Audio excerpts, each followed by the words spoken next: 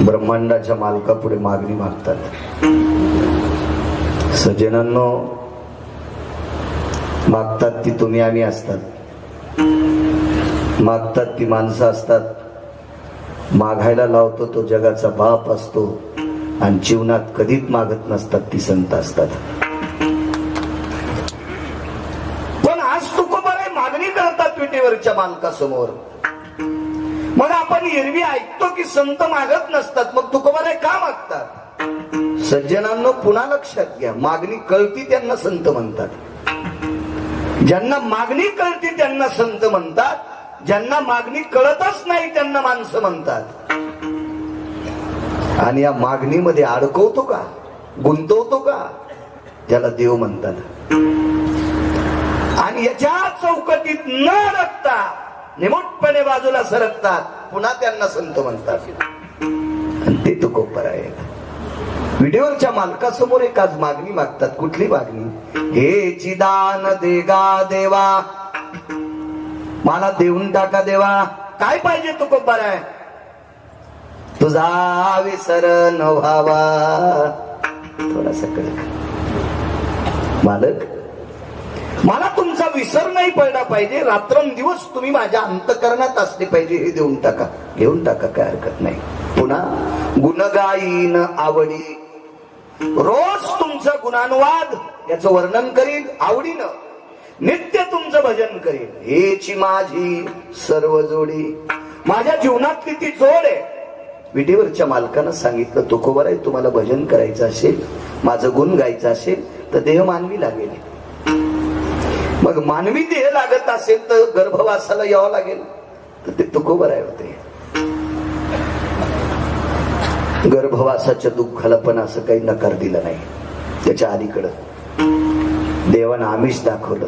आमिष, माणसं आमिषाला बळी पडतात. मी तुमच्या पुढे सांगतोय म्हणजे मी फार शहाणा आहे का? मी सुद्धा तुमच्यातलाच एक आहे. पंत संत वाङ्मयाचा अभ्यास तुमच्या पुढे मांडतोय. मी सुद्धा तुमच्यातलाच एक आहे. माणसं आमिषाला बळी पडतात. जे आमिषाला बळी पडत नाहीत ती संत असतात. देवानं तुकोबारायला मोक्षाचं आमिष दाखिलं, धनाचं आमिष दाखिलं. तुकोबाराय म्हणले नकोय, न लगे मुक्ती आणि संपदा.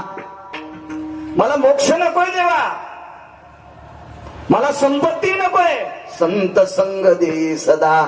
मला संतांची संगती पाहिजे. मग संतांची संगती पाहिजे, भजन करायचे, रात्रंदिवस माझं गुण गाणार.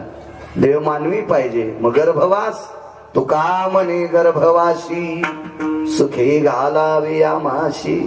देवा, गर्भवासाचं दुःख किती असू द्या,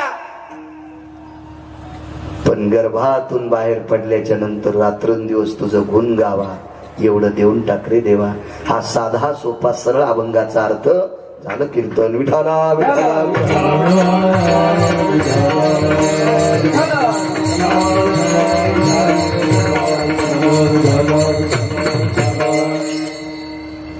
मोठ्या श्रद्धेने, मोठ्या अट्टासाने, दादा थोडासा कडक सावला चालत असलेला हा जुनाट परंपरा, तुमची फार जुनी परंपरा. 50 वर्षापूर्वी राजू हो, जीनच्या पॅन्टीवाल्यांना जरासा विचार करा. 30-35 वर्षापूर्वी 30-35 वर्षापूर्वी 50 गावात एक गाव पण सापडत नव्हतं की लग्नात नुकती केली. तुमच्या लहानपणी हीच परिस्थिती होती. 50-30-40 गावात कुठतरी एखादा गडगंज श्रीमंत असायचा, आणि त्या श्रीमंताच्या मुलीच्या लग्नात नुकती केल्या जायची. नुकती, त्याच्यात पण आमंत्रण मोजक्यांना असायचे. तोंड पाहून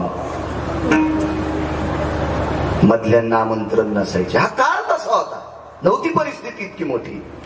पण 50 वर्षापासून कन्या असतील, घुगऱ्या असतील, आंबील असेल, भाकरी असेल, वरण असेल, कालवण असेल, या परिस्थितीवर 50 वर्षापूर्वी तुमच्या गावातल्या बुजुर्गांनी जो सप्ताह सुरू केला आणि तो कायमस्वरूपी त्या परिस्थितीत टिकला. आता तुम्ही मोठा करतात याबद्दल तुमचं वर्णन करीन, पण त्यांचे इतकं करणार नाही. तुम्हाला राग आला तरी हरकत नाही. कारण तुम्ही आता मोठा करायले ना, त्याबद्दल दुमत नाही. आता हे सगळं मोठं झालंय ना, सगळ्याकडे चाळ झालाय. म्हणून आता सत्य रमेश भाऊ मोठे करीत असतील, मला नाही काय कौतुक वाटत. एखादा म्हणील गिरगावकर लई शहाणपणा करायला, म्हणला तरी हरकत नाही. काय करील, आपलं कीर्तन घेणार नाही, दुसरं काय करणार आहे. तुला तुझं 30 गाव पठ्याल 36 गाव. पण 50 वर्षापूर्वी 4 भावाचं कुटुंब असल्यावर गावाला जायचं असेल तरच चांगले कपडे घालायचे. 4-5 जावा एकत्रित राहत असतील तर चांगल्या नाट्या गावाला जात असतानाच लुगडं चांगलं नेसायचं. इतक्या परिस्थितीत जीवन काढलं. आणि त्या परिस्थितीत माझ्या ज्ञानोबाराय तुकोबारायच्या नामाची पताका, माझ्या शांतीब्रह्म एकनाथ महाराजांच्या नामाची पताका या पांढरी ग्रामस्थांच्या वतीनं त्या काळातली बुजुर्ग माणसं, ती सत्ता सुरू करणारी एखाद्या वेळेस नसतील, ते स्वर्गात जरी असतील तर त्यांच्या चरणी गिरगावकराचा साष्टांग प्रणिपात. तुम्ही म्हणता ना आमच्या पितरांच्या पाया पडायची तुला काय गरज आहे, त्याचं कारण सांगतो. माझा स्वार्थ आहे. या जुन्या लोकांनी सत्य टिकवले म्हणून माझ्यासारख्या कालच्या आज्ञानी कमी वयाच्या गिरगावच्या बाळ्याला कीर्तन करायचा योग येतोय. ही जुन्या माणसांची कृपा आहे, म्हणून मी त्यांच्या पाया पडतोय. विठाला विठाला.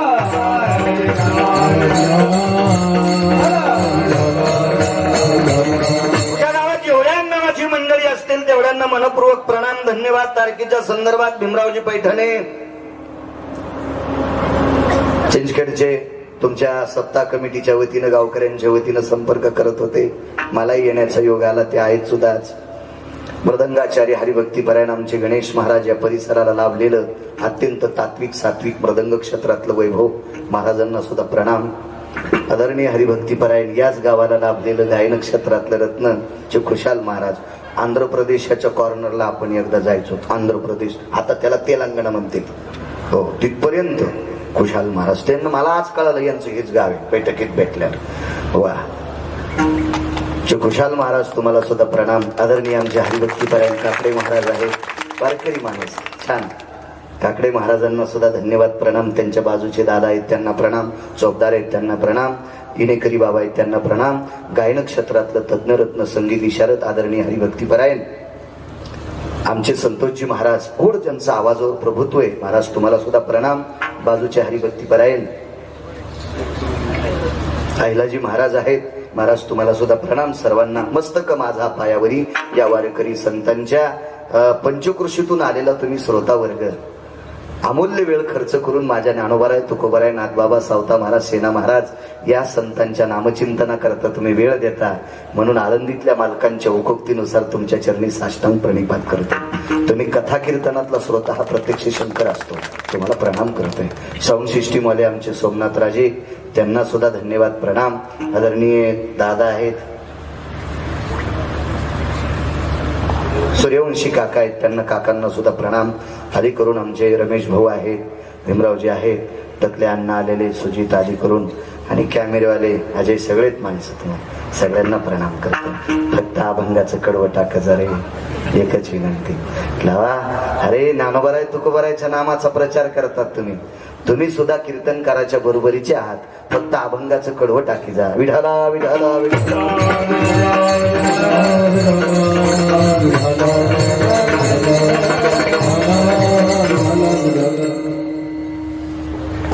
हे चिदान देगा देवा तुझा विसर न व्हावा. तुकोबाराय जगाच्या मालकाला एक दान मागतात. देवा मला तुझा विसर पडला नाही पाहिजे, एवढं देऊन टाक. वाटेल ते देण्यासाठी जगाचा मालक तयार आहे. काय देता येत नाही त्याला. या सृष्टीतल्या प्रत्येक घडामोडी ज्याच्या मुठीत आहे तो काय देऊ शकत नाही, काय देऊ शकत नाही.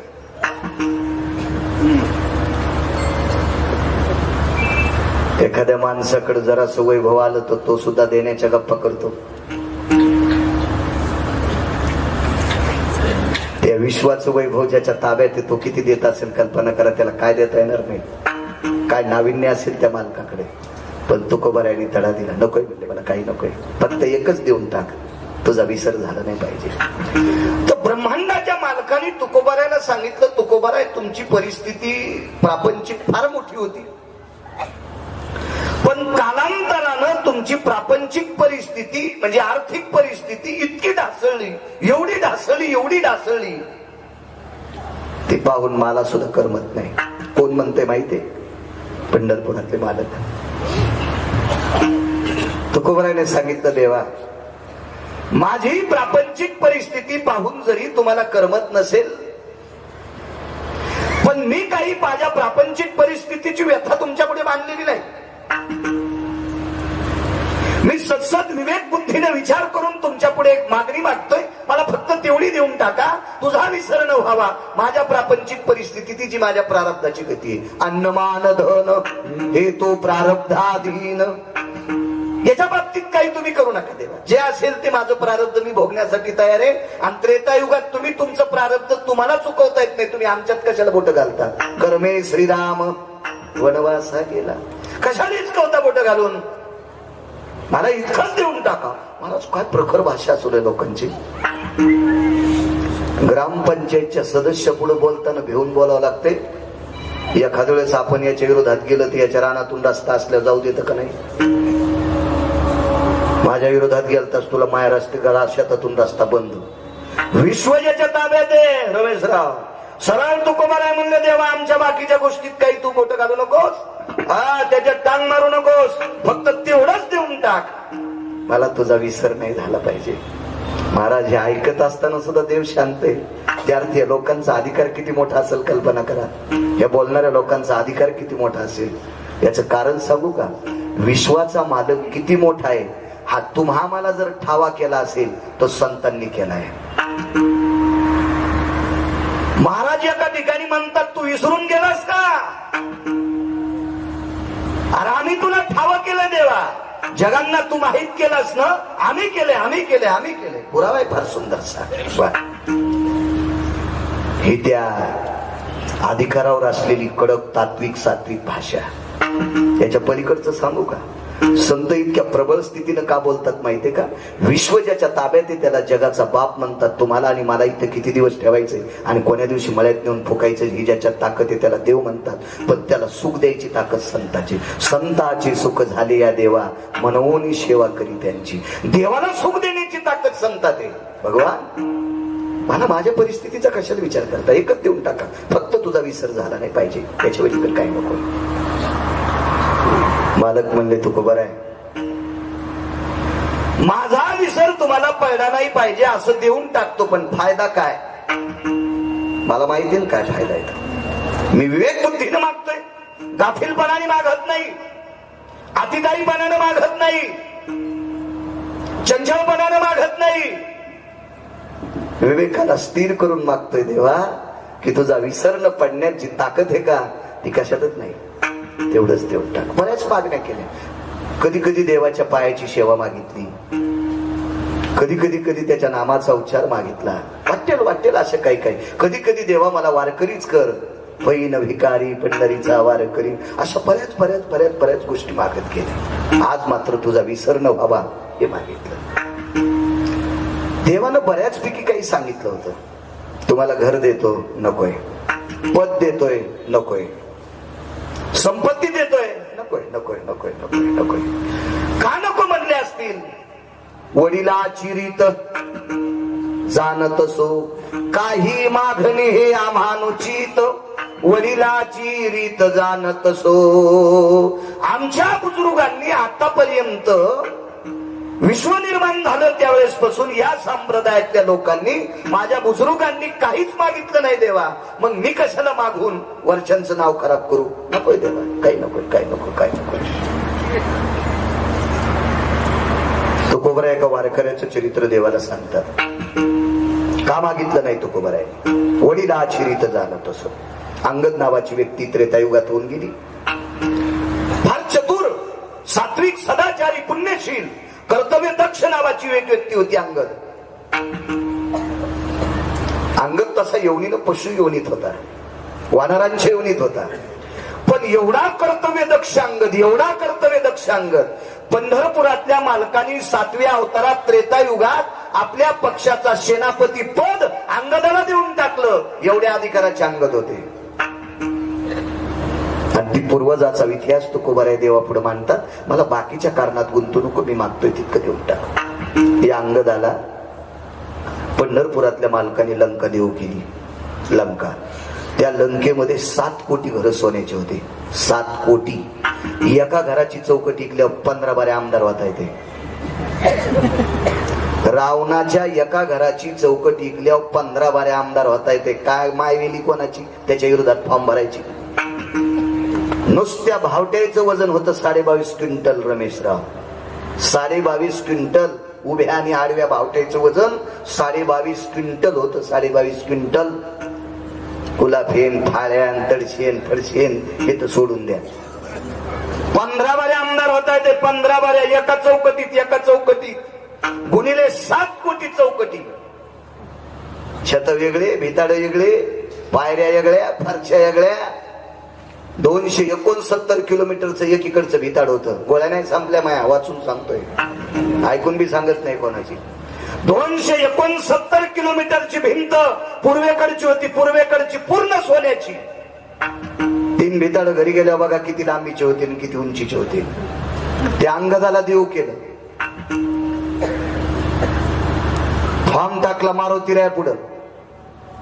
राजे हो, मागायसाठी फॉर्म टाकला असता तर फाडून टाकला असता. देण्यासाठी फॉर्म टाकला. मारुती रायने सांगितलं तुमचं तुम्ही बघा. 7 कोटी घराची लंका देऊ केली अंगदाला. आणि मारुती रायने सांगितलं तुझ्या हाताने देऊन टाक. मारुती राय म्हणले जरी आमच्या कुळातला असेल पण मला खालीवरी बोलन, तुम्ही ठरवा. अंगदाला जवळ बोलवलं. अंगदा, जी मालक, जी जी जी जी. रावण मरेपर्यंत सीता देत नाही. होय. आणि रावण मारल्याशिवाय मला सीता नेता येत नाही. आणि रावण मारल्यावर मी लंका देऊच कोणाला, मला वाटतं तुला देऊन टाकावी. अंगदानं सांगितलं देवा याच्यानंतर हा शब्द वापरायचा नाही. वापरायचा नाही हा शब्द, वापरायचा नाही. कशामुळे मला लंका द्यायली? ऐक ना अंगदा, तुझ्या बापाला मी मारलं रे, वालीला मी मारले. तुझ्या भावाला जरी मी मारला असेल तरी पण तू माझ्या पक्षाचा झेंडा धरला. याच्याकरता मी तुझ्यावर प्रसन्न आहे, म्हणून तुला 7 कोटी घराची लंका देऊन टाकतो. नका देवा, कशाला देताय? लक्ष्मणजीला राग आला. लक्ष्मण शेषाचा होता, थोडासा रागीनं साहजिक आहे. आणि लक्ष्मणजीनं सांगितलं अंगदा कोणापुढे नका देता, शांत बसायला. आणि मालक म्हणे जास्त फुमफुम करू नका, शांत बसा. ते अधिकारी लोक होते, ते भेट नव्हते कोणाला. भेटाय कोण माहितीये का? कानकोंड. जे ताटा खालचं मांजर असतंय का, ते कोणाच्याही दारात शेपूट आली. ते कोणा हे